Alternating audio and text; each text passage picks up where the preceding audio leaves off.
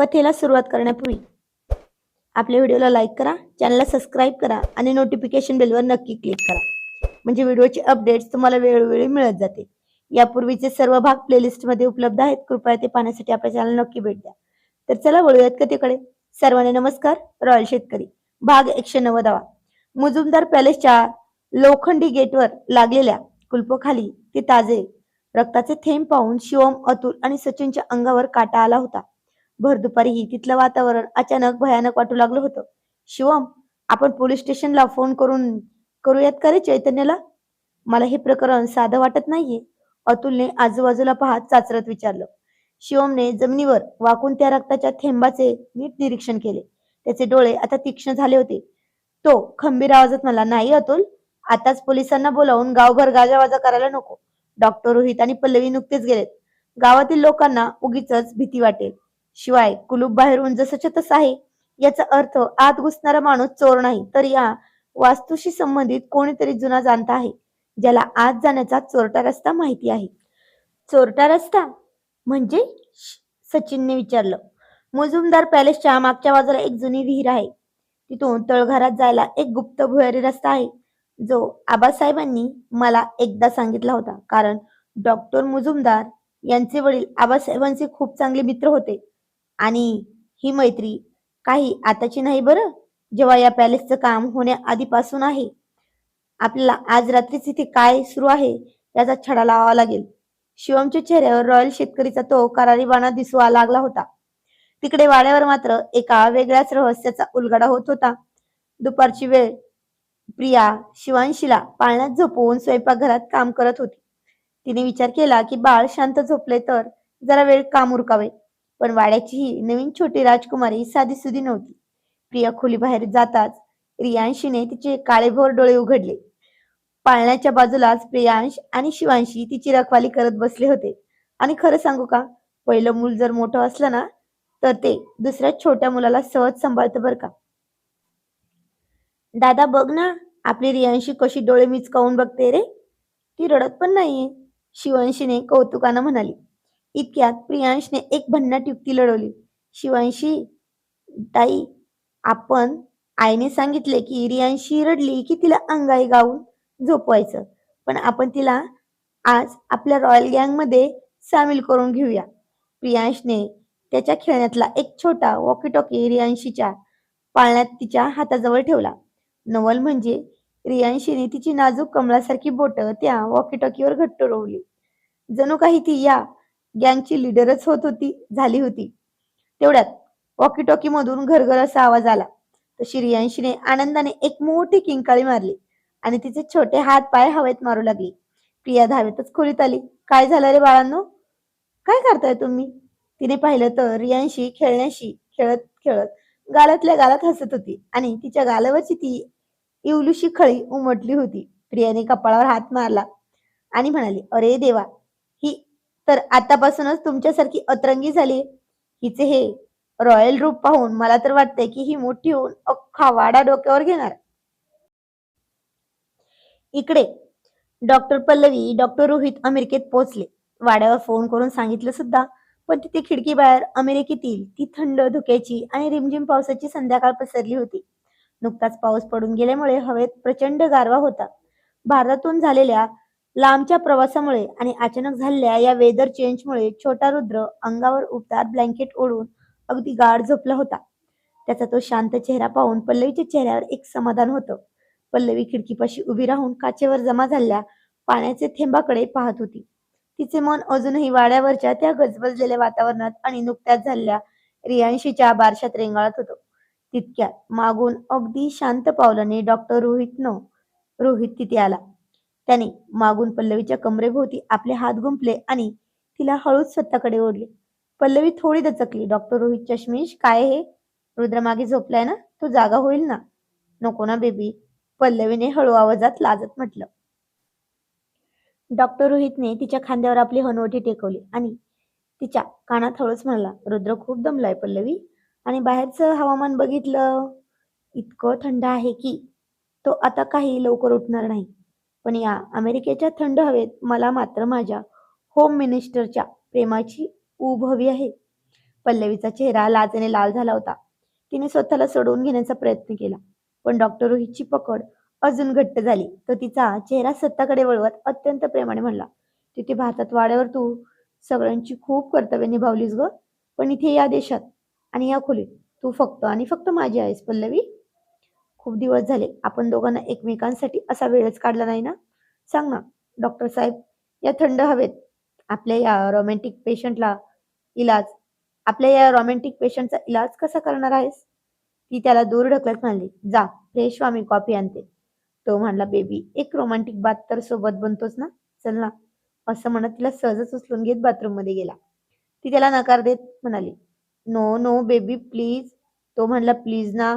"अगं मी काही करणार नाही, फक्त बाथ घेऊ सोबत. हवं तर तू लगेच बाहेर ये." ती म्हणाली, "ओके." पण आता तो काय ऐकणार होता का? नाही ना. तिच्या समाधानासाठी म्हणाला, "काही नाही करणार." पण बाथरूम मध्ये तिला सगळी पाण्याने भिजवून टाकलं आणि ती जिथं नको म्हणायची तिथेच हा खोडकरपणे ओठ टेकवायचा आणि बाहेर फक्त आवाज येत होते, "हे बघा, डॉक्टर रोहित चष्मिश, सोडा मला, खोटारडे आहात तुम्ही." असं म्हणून ती त्याला दूर ढकलत होती आणि तो तिला हसून जवळ घेत होता.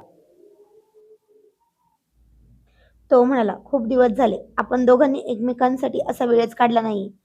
सांगा, सांगा ना डॉक्टर साहेब, या थंड हवेत आपल्या या रोमॅन्टिक पेशंटचा इलाज कसा करणार आहात?" पल्लवी पल्लवीच्या गालावर एक गोड खळी उमटली. तिने डॉक्टर रोहितच्या छातीवर आपले दोन्ही हात ठेवले. त्याचे बटन हळूच फिरवत ती म्हणाली, "डॉक्टर, असूनही तुमचे हे रोमॅन्टिक नखरे काही कमी होत नाहीत हं. इथे आल्यावर आधी विश्रांती घ्यायची सोडून तुम्हाला भलत्याच गोष्टी सुचत आहेत हो. मग काय करणार? इतकी सुंदर बायको समोर असताना कोणता डॉक्टर गप्प बसेल ग?" रोहितने हसून म्हटलं आणि त्याने पल्लवीला अजून जवळ घेतलं. बाहेर पडणारा पाऊस आता त्यांच्या प्रेमाची साक्ष देत होता आणि काही वेळाने ती म्हणाली, "आवरा ना, कॉफी ठेवते पटकन, बाहेर या." तो हसून म्हणला, "येस बेबी, पण मला जे हवं ते मिळेल ना?" ती त्याच्या गालावर एक चुंबन घेत म्हणाली, "येस बेबी, मिळेल." रुद्र गाढ झोपलेला पाहून पल्लवीने विचार केला की रोहितसाठी आणि तिच्यासाठी गरमागरम कॉफी बनवावी.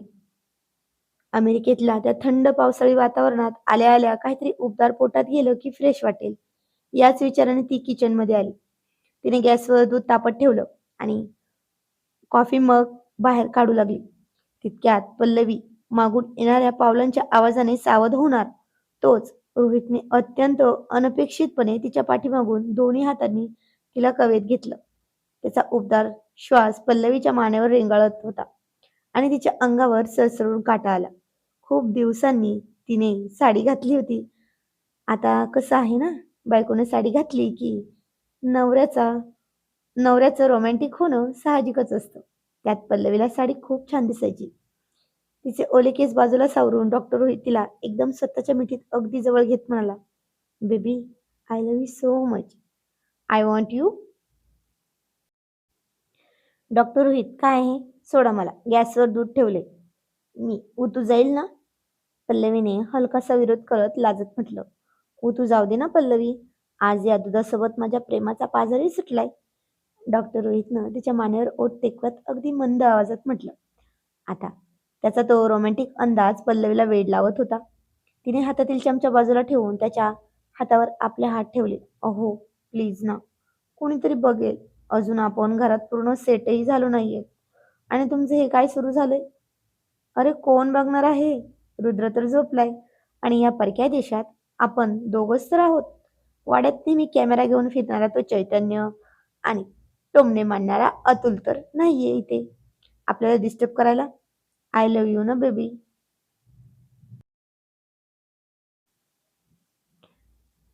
रोहितने हसून म्हटलं आणि तिची पकड अजून सैल करण्याऐवजी तो तिला स्वतःकडे वळवून थेट किचनच्या ओट्याला टेकून उभा राहिला. आता पल्लवी रोहितच्या दोन्ही हातांच्या विळख्यात पूर्णपणे अडकली होती. रोहितचे डोळे तिच्या ओठांवर खिळले होते. पल्लवीने नजर चोरत म्हटलं, "ओहो, खूप त्रास देता हं तुम्ही मला आज. भारतात तर असे नव्हतात डॉक्टर साहेब तुम्ही."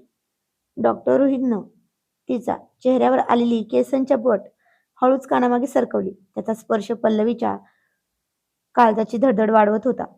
तो तिच्या अगदी जवळ येत म्हणाला, भारतात वाड्याची अब्रू, जबाबदाऱ्या होत्या डोक्यावर ग पल्लवी.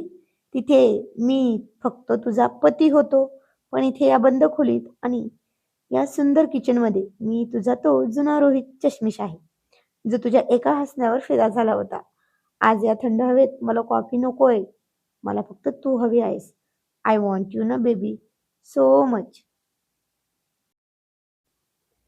पल्लवीचे डोळे लाजेने मिटले गेले. तिने रोहितच्या शर्टची कॉलर आपल्या बोटात घट्ट पकडली. रोहितने हळूच तिची हनुवटी वर केली आणि तिच्या ओठांवर एक अत्यंत प्रेमाची घट्ट मिठी कोरली. किचनमध्ये कॉफीचा सुवास दरवळत होता. बाहेर पावसाची रिमझिम सुरू होती आणि हजारो मैल दूर आलेल्या या जोडप्याच्या मनात प्रेमाचा नवा बहर येत होता. तो तिच्यावर चुंबनांचा वर्षाव करत म्हणला, बेबी, मला काय वाटतं, रियांशीला ना आपल्या रुद्रसाठी बुक करून ठेवायची का ग? तर ती त्याच्या तोंडातून तोंड बाजूला काढत म्हणाली, ओ डॉक्टर चष्मिश रोहित, तुमचा मुलगा ना पाश्चात्य संस्कृतीचे दर्शन घेऊन भारतात जाणार आहे. त्याला गावात राहणाऱ्या मुली आवडतील कशावरून? अहो, त्याच्या समोर एक से बडकर एक तोकड्या कपड्यात असणाऱ्या मुली असतील. तेच साधे सिंपल आणि गालावर डिंपलवाली चिक आणि विना लिपस्टिकचे ओठ पाहणार सुद्धा नाही तो. असं म्हणून तिनं त्याला हळूच जवळ ओढून घेतलं. तर तो म्हणला, ओ बेबी, यू आर करेक्ट. तो माझ्यापेक्षा जास्त रोमॅन्टिक असेल. मग वाईफ पण एकदम ब्युटिफुल हवी ना, त्याचं प्रेम सहन पण करणारी हवी. चल जाऊ दे, नंतर बघू, आता आपला टाइम आहे. असं म्हणून दोघं एक झाले. आणि इकडे वाड्यावर रात्रीचे ठीक 12 वाजले होते. संपूर्ण गाव गाढ झोपले होते. मुजुमदार पॅलेसच्या आजूबाजूला किर्र शांतता होती. फक्त रातकिड्यांचा किरकिर आवाज येत होता. शिवम आणि अतुल हातामध्ये बॅटऱ्या घेऊन अंगावर काळे कपडे घालून पॅलेसच्या मागच्या बाजूला असलेल्या जुन्या विहिरीजवळ पोहोचले. चैतन्य वाड्यावरच थांबून प्रिया आणि आबासाहेबांची काळजी घेत होता. शिवम, मला खूप भीती वाटते रे. आपण परत जाऊयात का? अतुलने शिवमचा हात धरला. अतुल, भीतोयस काय? मागून ये आणि शांत राहा. शिवमने विहिरीच्या बाजूला असलेल्या जुन्या झुडपांच्या खाली वेढलेल्या लाकडी दरवाजाला धक्का दिला. तो दरवाजा खाडकन उघडला. दोघेही हळूच आत सरकले. तो रस्ता थेट पॅलेसच्या जुन्या तळघरात जात होता. तिथे प्रचंड जळमट आणि धुळीचे साम्राज्य होतं. बॅटरीचा प्रकाश टाकत दोघे पुढे जात असताना अचानक घराच्या वरच्या खोलीतून कोणाचा तरी चालण्याचा आणि वस्तू शोधण्याचा खटखट आवाज आला. शिवमने अतुलला शांत राहण्याचा इशारा केला. दोघे पाळत ठेवत वरच्या मुख्य हॉलमध्ये आले. हॉलमध्ये अंधार होता, पण खिडकीतून येणाऱ्या चंद्राच्या प्रकाशात एक काळी आकृती कपाटातील काही जुनी कागदपत्रे आणि खजिना शोधल्यासारखी फेकाफेक करत होती. त्या व्यक्तीच्या उजव्या हाताला पांढरी पट्टी बांधलेली होती. त्यातून अजूनही रक्त थोडे थोडे झिरपत होते. म्हणजेच हाच तो दुपारी घुसलेला माणूस होता. शिवमने कसलाही विचार न करता बॅटरीचा मोठा प्रकाश थेट व्यक्तीच्या तोंडावरच चेहऱ्यावरच टाकला. कोण आहेस तू? आणि या बंद पॅलेसमध्ये काय शोधतोयस? प्रकाश चेहऱ्यावर पडताच ती व्यक्ती दचकली. त्याने आपला चेहरा लपवण्याचा प्रयत्न केला, पण शिवमने झडप घालून त्याची काळी शाल ओढून काढली. चंद्राच्या उजेडात तो चेहरा समोर आला. तो पाहून शिवम आणि अतुलच्या दोघांच्याही पाया जमिनीला खिळले. तू? दिग्विजय? अतुलच्या तोंडून शब्दच फुटेना. दिग्विजय हा दुसरा तिसरा कोणी नसून मुजुमदार पॅलेसच्या जुन्या विश्वासू कारभाऱ्यांचा मुलगा होता, जो अनेक वर्षांपूर्वी गावातून एका चोरीच्या आळामुळे पळून गेला होता. पण त्याच्या डोळ्यात आज भीती नव्हती, तर एक वेगळाच क्रूरपणा होता. दिग्विजय मोठ्याने हसला. हो बीज. शिवम, तुला काय वाटलं? रोहित आणि पल्लवीने कुलूप ठोकलं म्हणून म्हणजे हा पॅलेस त्यांचा झाला का? या मुजुमदार पॅलेसच्या भिंतीमध्ये आणि जमिनीत माझ्या बापाने कमावलेला एक अमानत लपवलेली आहे. ती घेतल्याशिवाय मी इथून जाणार नाही. दिग्विजय हा मुजुमदार पॅलेस, डॉक्टर मुजुमदार आणि रोहित पल्लवीचा आहे. आणि तुझी जी काही अमानत असेल ती तू कायदेशीर मागायला हवी होतीस. असा चोरासारखा रक्ताचे सडे सांडत आत घुसण्याचा तुझा हेतू काही वेगळाच दिसतोय. शिवम गरजला. कायदेशीर? दिग्विजयने खिशातून एक धारदार चाकू काढला. या जगात कायदेशीर काही नसतं शिवम. रोहित आणि पल्लवी तर अमेरिकेला सुटले. आता या पॅलेसचे रक्षण करायला इथे कोणीच नाही. जर तुम्ही दोघांनी मध्ये येण्याचा प्रयत्न केला तर आजची रात्र तुमची शेवटची रात्र ठरेल, लक्षात असू द्या. अतुलने अत्यंत चपळाईने बाजूला पडलेली एक जुनी लाकडी काठी हातात घेतली. अरे वा, बहादर, चाकू दाखवून रॉयल शेतकरीला घाबरतोयस का? शिवम, दाखव याला आपला रांगडी ताकद. दिग्विजयने शिवमवर चाकूने वार करण्यासाठी झेप घेतली, पण शिवमने अत्यंत चपळाईने स्वतःला बाजूला केलं आणि दिग्विजयचा हात पिरगळला. चाकू जमिनीवर खडकन पडला. अतुलने मागून येऊन त्याला घट्ट पकडण्याचा प्रयत्न केला, पण दिग्विजय खूप चपळ होता. त्याने अतुलला जोरात धक्का दिला, ज्यामुळे अतुल स्वतःच बाजूच्या काचेच्या कपाटावर जाऊन आदळला. हात काच फुटण्याचा मोठा आवाज झाला आणि त्याच गडबडीचा फायदा घेऊन दिग्विजयने तळघराच्या रस्त्याकडे दुम ठोकली. मी पुन्हा येईल शिवम आणि या मुजुमदार पॅलेसचे ते रहस्य घेऊनच जाईल. त्याचा आवाज अंधारात विरून गेला. शिवमने अतुलला सावरले. अतुल, ठीक तर आहेस ना रे तू? हो शिवम, मी ठीक आहे. पण तो दिग्विजय पळून गेला आणि त्याने जाता जाता ते रहस्य असं म्हटलं. पण अतुलच्या हाताला काच लागून खूप खूप रक्त येत होतं. अतुल म्हणाला, हो शिवम, मी ठीक आहे. पण तो दिग्विजय पळून गेला रे आणि त्याने जाता जाता ते रहस्य असं म्हटलं. म्हणजे या पॅलेसमध्ये नक्की काय दडले? अतुलने घाबरत विचारलं. शिवमने जमिनीवर पडलेल्या तिथे दिग्विजयच्या खिशातून पडलेल्या एका जुना मोडी लिपीतील नकाशा आणि एक चांदीची जुनी किल्ली सापडलेली होती. पॅलेसच्या बंद दरवाजामागे दिग्विजय नक्की काय शोधत होता आणि त्या चांदीच्या किल्लीचे रहस्य काय? चल तू घरी आधी पट्टी बांधून घे, मग बघू सगळं.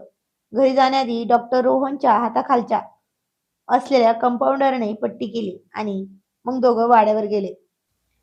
मुजुमदार पॅलेसच्या त्या अंधाऱ्या तळघरात दिग्विजयने केलेल्या हल्ल्यातून शिवम आणि अतुल कसेबसे सावरले होते. दिग्विजय तर पळून गेला होता, पण जमिनीवर पडलेला तो जुना पिवळट पडलेला मोडी लिपीतील नकाशा आणि ती नक्षीदार चांदीची किल्ली आता शिवमच्या हातात होती. बॅटरीच्या प्रकाशात शिवमने त्या नकाशाकडे पाहिलं, ज्यावर मुजुमदार घराण्याचा जुना राजेशाही शिक्का उमटलेला होता. शिवम, तो दिग्विजय तर पळाला, पण जाता जाता आपल्यासाठी हे मोठं संकट ठेवून गेलाय. ही किल्ली आणि हा नकाशा, ही काय भानगड आहे रे? अतुलने कपाळावरचा घाम पुसत विचारलं. शिवमने नकाशा घट्ट पकडला. त्याचे डोळे चमकत होते. अतुल, हा साधा नकाशा नाहीये. मुजुमदार पॅलेसच्या निर्मितीच्या वेळेचा हा गुप्त दस्तावेज आहे. आबासाहेब नेहमी सांगायचे की मुजुमदार घराण्याकडे एक अतिशय मौल्यवान ऐतिहासिक ठेवा होता, जो त्यांनी ब्रिटिशांच्या काळात लपवून ठेवला होता. दिग्विजयचे वडील कारभारी होते, त्यामुळे त्यांना या जागेची माहिती असणार. दिग्विजय याच चांदीच्या किल्लीने उघडणाऱ्या गुप्त तिजोरीच्या शोधात आहे वाटतं. बापरे, म्हणजे मुजुमदार पॅलेसमध्ये खरोखर खजिना आहे? अतुलचे डोळे मोठे झाले. खजिना की आणखी काही हे आपण आबासाहेबच सांगू शकतील. चल आधी वाड्यावर जाऊया. इथे थांबणं सुरक्षित नाही. शिवमने नकाशा खिशात टाकला आणि दोघं तातडीने वाड्याच्या दिशेने निघाले. हॉस्पिटलमधून लगेच. रात्रीच्या 1:30 वाजता शिवम आणि अतुल वाड्यावर पोहोचले तेव्हा हॉलमध्ये आबासाहेब आणि चैतन्य त्यांचीच वाट पाहत बसले होते. शिवमच्या हातातील चांदीची किल्ली आणि ती मोडी लिपीचा नकाशा पाहताच आबासाहेबांचा चेहरा गंभीर झाला. त्यांनी चष्मा नीट केला आणि नकाशा हातात घेतला. आबासाहेब, हा नकाशा दिग्विजयच्या खिशातून पडला. तो मुजुमदार पॅलेसमध्ये काहीतरी शोधत होता. शिवमने सविस्तर हकीकत सांगितली. पण अतुलच्या हाताला पट्टी पाहून आबासाहेब म्हणले, परत जाताना आपल्या वाड्यावर आपले गडी राखून ठेवा आणि सोबत पण घेऊन जा. हे असं परत होणार नाही याची काळजी पण घ्या. आबासाहेब, हा नकाशा दिग्विजयच्या खिशातून पडला. तो मुजुमदार पॅलेसमध्ये काहीतरी शोधत होता. शिवमने सविस्तर हकीकत सांगितली. आबासाहेबांनी नकाशेवरची ती मोडी लिपी वाचली आणि एक मोठा सुस्कारा टाकला. शिवमराजे, अतुल, जे जे मुजुमदार घराण्याच्या इतिहासात लपलं होतं ते आता बाहेर येते. ही जी चांदीची किल्ली आहे ना, ती मुजुमदार पॅलेसच्या मुख्य हॉलमधील त्या भव्य सिंहासनासारख्या खुर्चीच्या खाली असलेल्या एका गुप्त कप्प्याची आहे. आणि त्या कप्प्यात काय आहे माहितीये? मुजुमदार घराण्याचे मूळ जमिनीचे आणि मालमत्तेचे मालकी दस्तावेज, ओरिजिनल प्रॉपर्टी डॉक्युमेंट्स आणि काही ऐतिहासिक सोन्याची नाणी सुद्धा आहेत. अतुल आश्चर्याने म्हणला, पण आबासाहेब, दिग्विजयला ते कागदपत्र कशाला हवीत हो? आबासाहेब विचार करत म्हणाले, जर ते मूळ दस्तऐवज दिग्विजयच्या हातात लागले तर तो बेकायदेशीरपणे मुजुमदार पॅलेस आणि त्यांशी जोडलेली कोट्यावधींची जमीन स्वतःच्या नावावर करू शकतो. रोहित आणि पल्लवी तर अमेरिकेला गेलेत, तिथे त्यांना या गोष्टीची कल्पनाही नाहीये. दिग्विजयने पल्लवीच्या सहीचे बनावट कागदपत्र आधीच तयार केले असणार आणि डॉक्टर रोहितच्या सुद्धा. फक्त आता त्याला या मूळ कागदपत्रांची गरज असेल. सगळेजण हॉलमध्ये गंभीर चर्चा करत असताना अचानक वरच्या खोलीत छोटी रियांशी रडायला लागली. प्रिया अजून जागीच होती. ती रियांशीला सावरण्याचा प्रयत्न करत होती.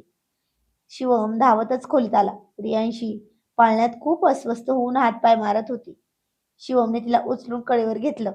रियांशीने शिवमचा कुर्ता आपल्या लहानग्या मुठीत घट्ट आवळून पकडला आणि ती वाड्याच्या खिडकीबाहेर एकटक पाहू लागली. काय ग? काय झालं प्रिया? रियांशी अचानक कशी का रडते? शिवमने विचारले. प्रिया काळजीत पडली होती. माहिती नाही अहो. अर्ध्या तासापासून ती अशीच सारखी खिडकीकडे बघून रडते. जणू काही तिला बाहेर कोणीतरी असल्याचा भास होतोय. शिवमने खिडकी बाहेर नजर टाकली. वाड्याच्या बाहेरील अंधारात एका झाडाच्या मागे कोणाची तरी सावली अशी उभे राहिल्यासारखी वाटली. शिवमचे डोळे बारीक कडून पाहिले, पण ती सावली क्षणात गायब झाली. रियांशी ही या वाड्याची लक्ष्मी होती. तिचे ते संवेदनशील बालमन जणू वाड्यावर येणाऱ्या संकटाची आगाऊ चाहूल शिवम आणि प्रियाला देत होते. रियांशीने शिवमच्या छातीवर डोके ठेवले आणि ती हळूच शांत झाली. जणू ती सांगत होती, बाबा सावध व्हा. दुसऱ्या दिवशी रात्री शिवम आणि अतुलने मुजुमदार पॅलेसची सुरक्षा वाढवण्यासाठी गावातल्या काही तरुणांना तिथे तैनात केलं. पण दिग्विजय खूप हुशार होता. त्याला समजले होते की नकाशा आणि किल्ली शिवमच्या ताब्यात आहेत. त्यामुळे तो थेट वाड्यावरच ती किल्ली परत मिळवण्यासाठी येणार होता. रात्रीचे 2 वाजले होते. वाड्याचे सगळे जण गाढ झोपले होते. वाड्याच्या मागच्या अंगणातून एक काळी आकृती अत्यंत शांततेत आत सरकली. तो दिग्विजय होता. त्याच्या एका हातात चाकू होता आणि दुसऱ्या हाताला पट्टी बांधलेली होती. तो थेट आबासाहेबांच्या खोलीच्या दिशेने जात होता, कारण त्याला वाटले होते की किल्ली तिथेच असणार. पण वाड्याची खरी रक्षक तर छोटी रियांशी होती. नेमकी त्याच वेळी रियांशीने मोठ्याने रडण्याचा आवाज केला आणि तिच्या पाळण्यात असलेल्या तिच्या खेळण्यातील तो इलेक्ट्रिक मंकीला चुकून तिचा पायाचा धक्का लागल्याने जोरात आवाज आला. त्या शांत रात्री तो डिजिटल आवाज संपूर्ण वाड्यात आला आणि झालं. सगळे जागे झाले त्या आवाजाने. तर काय होईल पुढे हे जाणून घेणं खूप इंटरेस्टिंग ठरणार आहे. जाणून घेऊया पुढील कहाणी पुढील भागामध्ये. आजचा भाग कसा वाटला ते कमेंटमध्ये नक्की सांगायचं आहे. आणि थँक्यू फॉर वॉचिंग. धन्यवाद.